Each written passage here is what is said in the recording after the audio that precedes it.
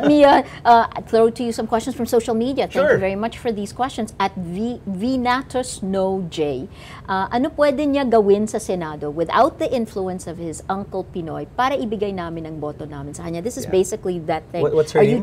Her name is Vinatus NOJ. Okay. At Vinatus NOJ. This is really that question. What do you have aside from your uncle's name? Well, it's uncle, but I know it's your cousin. Yes. And what can you do in the Senate? On your own? Well, unang-una, thank you for the question. No?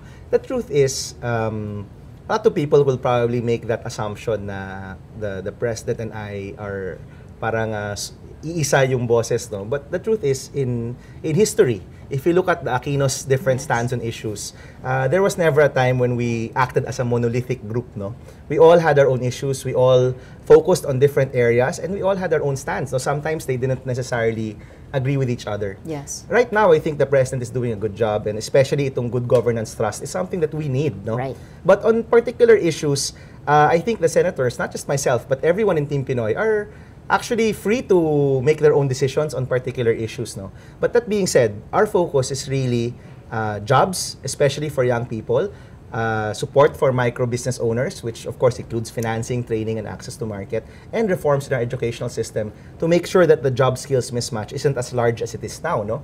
Let me talk about the first one first, the jobs. Many people have talked about the unemployment numbers natin. Even with a growing economy, ang tindi pa rin ng unemployment problems natin and underemployment problems natin. No? So we need to focus on that. For the youth, we need to focus it even more because the largest sector of unemployed are the youth. No? Yung pinakamalaking sektor na unemployed ngayon, mga kabataan. Yes. And ngayon, Marso na, maraming graduate, hindi sila sigurado kung meron silang trabaho o wala. And that's something that's not acceptable. If you are, the few that are able to get to college, siguro naman dapat pag-graduate nila, dapat may mga trabaho naghihintay sa kanila. Kung makatapos ka ng K-12, dapat with the skills you get from K-11, K-12, you should have a job already waiting for you. So there are a lot of reforms that need to be done to ensure that our people, especially the young, have these jobs. No? We also talk about the job skills mismatch. There are now 500,000 nurses na hindi sa nursing nagtatrabaho. Either iba yung tinatrabaho nila or wala silang trabaho. Can you imagine 500,000 Filipinos went to school, paid their tuition fee, baka nag-part-time job pa, nag-review class, which we all know is also expensive, baka nag-intern pa sila, only to find out na walang trabahong nandyan. How did that happen? How, in this day of information technology, and the internet telling you about job forecasts, how did that happen? Obviously, meron talagang failure of communication or failure of the process. There was really something wrong there. So there's a lot of reforms that need to be done with our schools, with regard to industry, and how to make sure that the graduates that we're able to produce have the jobs that they want, that they studied for, and that pay them properly. No, I spoke about this in kung di ako nagkakamali sa Baguio, no. At parang I was telling them, yung population ng Baguio ata is about 500,000.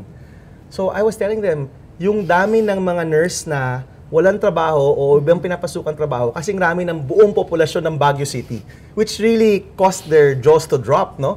I mean, ganun katindi yung problemang yan. So if we want to focus on jobs, there are reforms that need to be done sa educational system. It cannot just be enrollment to graduation. It has to be enrollment to job placement.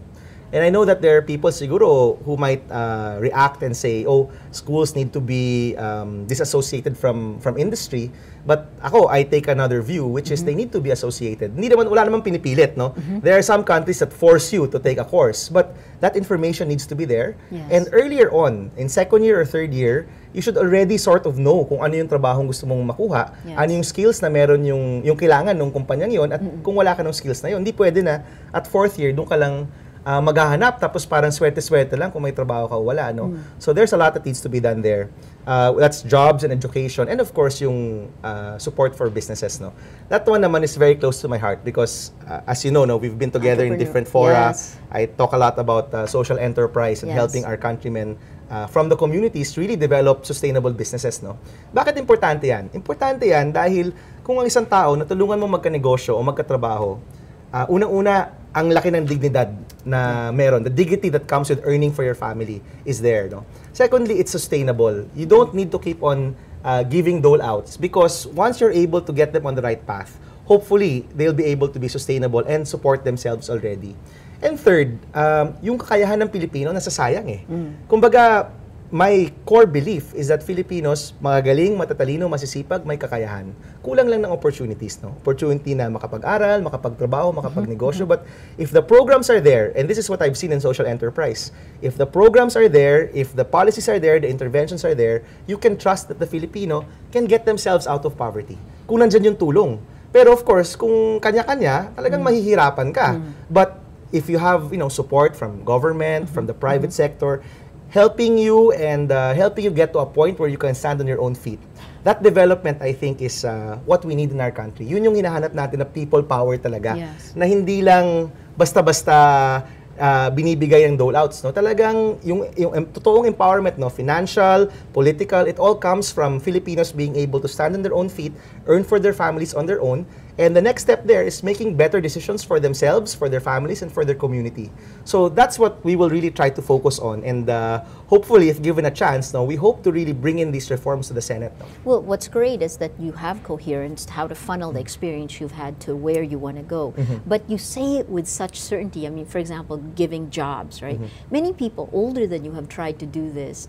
How will you work this system that's been there for now nearly 30 years, 27 years since EDSA, which hasn't really given these jobs? I mean, every politician says jobs are important, and yet we have 10 million Filipinos who are forced to go, the middle class forced to go abroad.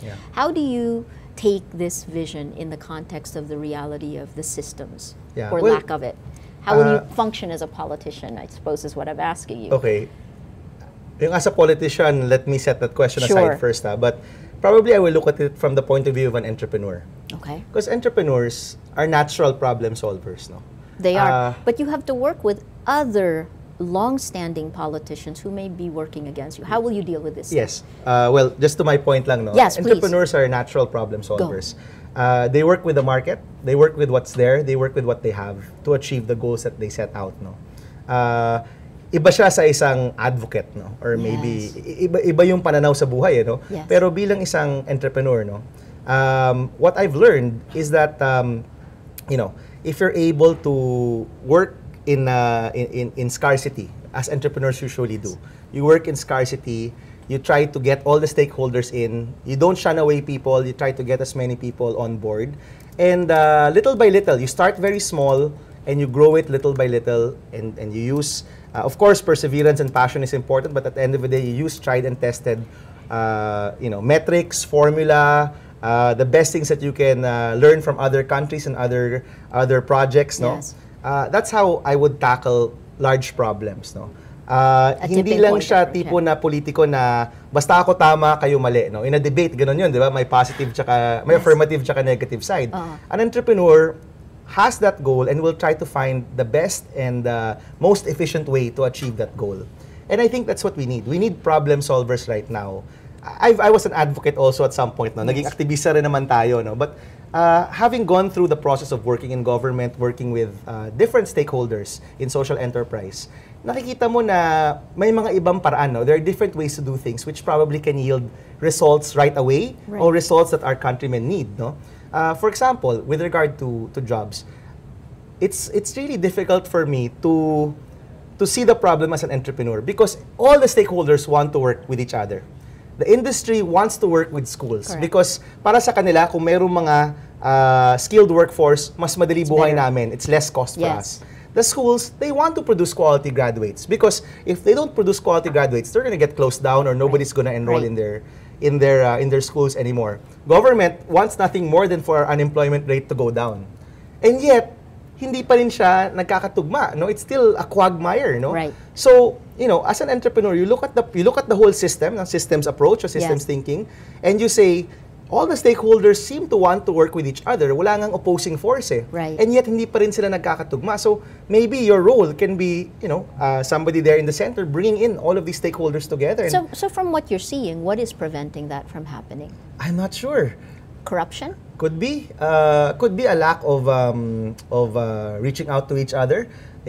Throughout our society. Vested interest? Maybe. Sorry, I'm being the journalist. Probably vested interest, but alam mo, most likely just a lack of coordination. To be frank, na my sector is my sector, your sector is your sector. Hindi tayo nag-uusap kasi magkaiba tayo ng sektor. So you see opportunity to a lot of, well, entrepreneurs always see opportunities. Absolutely. Diba? Absolutely. And now going back to PNoy, no? Yes. Kasi PNoy is our perfect example of, we started from zero, no? I left government, I was jobless.